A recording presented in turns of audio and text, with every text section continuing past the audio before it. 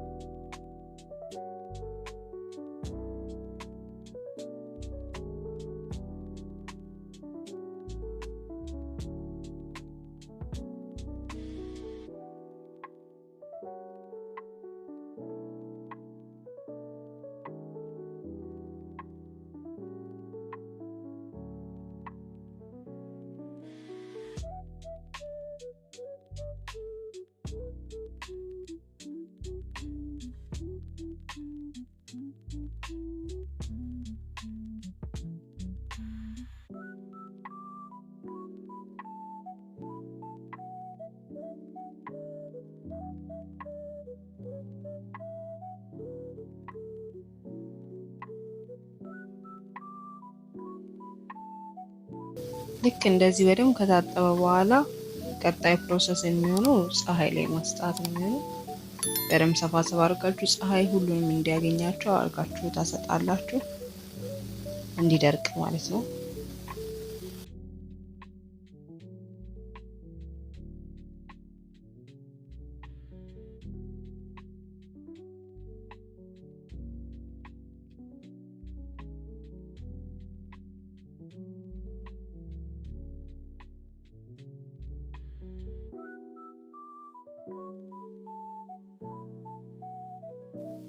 ከዛ ከመቁላታችን በፊት እናበጥረዋለን።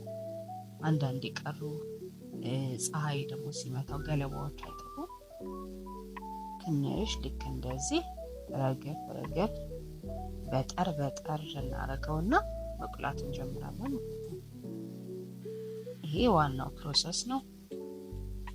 ተጠንቅቀን ነው መቁላት ያለብን፣ በደንብ እንዳይጠቁርብን።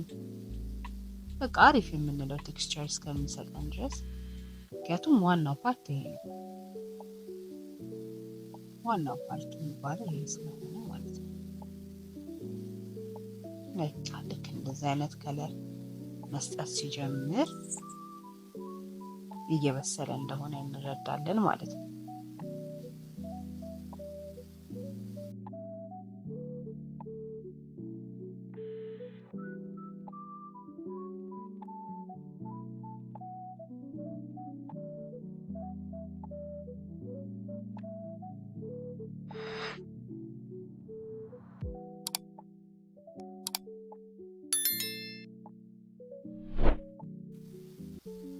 ልክ እንደዚህ ሲበስል እናወጣዋለን ማለት ነው በትሪ እና በሌላ እቃ ላይ መገልበጥ ነው ያለ ቀጣዩ እርምጃችን።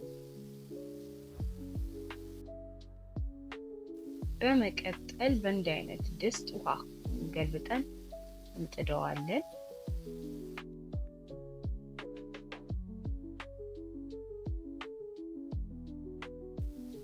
ከዛ የቆላነውን ገብስ እንጨምርበታለን ማለት ነው የጣርነው ውሃ ላይ።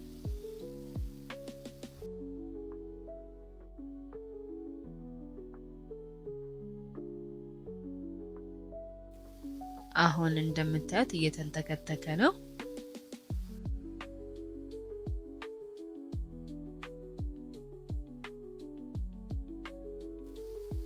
እዚህ ጋር እንዳይገነፍል እየተመለሰ ነው። እንዳይገነፍልባችሁ በሆነ እቃ ብትመልሱት አሪፍ ነው።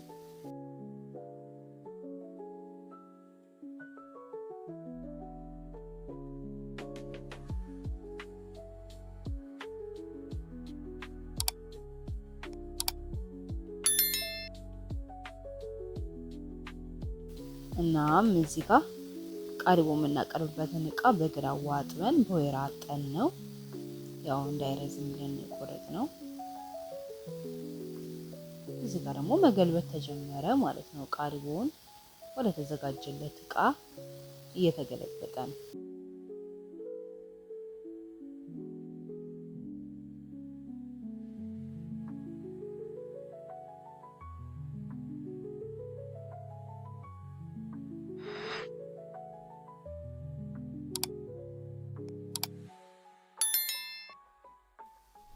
እናም እዚህ ጋር የሁሉም የስኳር አጨማመር ይለያል።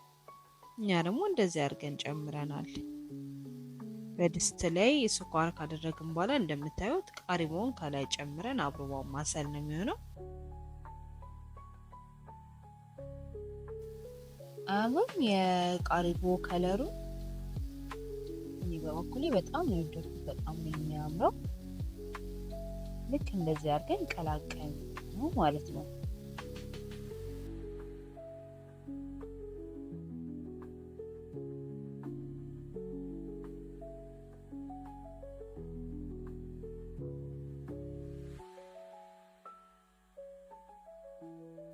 ከዛ እዚህ ጋር አንድ ሙሉ እርሾ አደረግንበት እንደምታዩት።